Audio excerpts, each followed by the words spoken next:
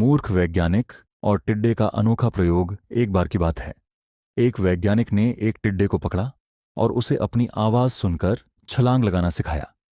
जब वैज्ञानिक ने कहा, कूदो, तो टिड्डा तुरंत ऊंची छलांग लगा गया।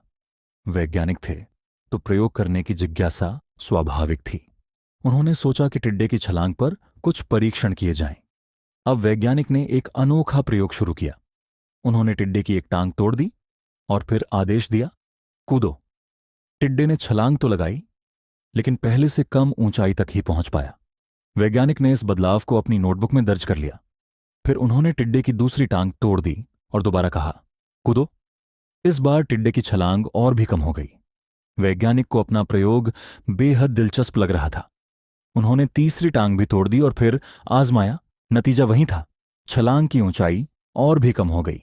अब वैज्ञानिक ने धीरे धीरे टिड्डे की सारी टांगें तोड़ डालीं।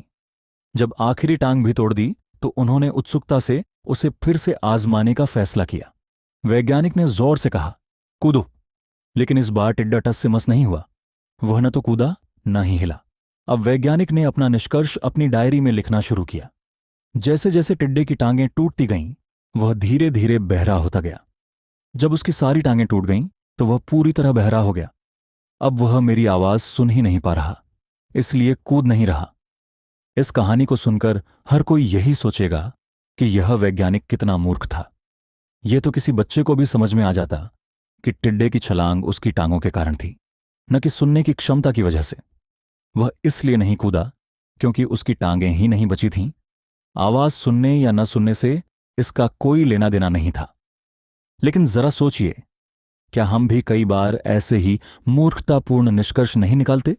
कई बार जीवन में दो घटनाएं एक साथ घटती हैं और हम उन्हें आपस में जोड़कर कोई अर्थ निकाल लेते हैं, जबकि वे पूरी तरह असंबंधित होती हैं।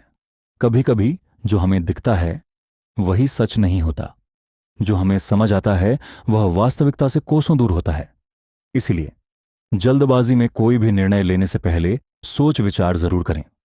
हमेशा सही कारणों को समझें, धैर्य और विवेक से काम लें और बिना सोचे समझे किसी भी निष्कर्ष पर न पहुंचें।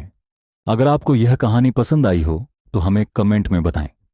आपके सुझावों का हमें इंतजार रहेगा। अगली कहानी में फिर मिलेंगे। तब तक अपना ख्याल रखें और मुस्कुराते रहें।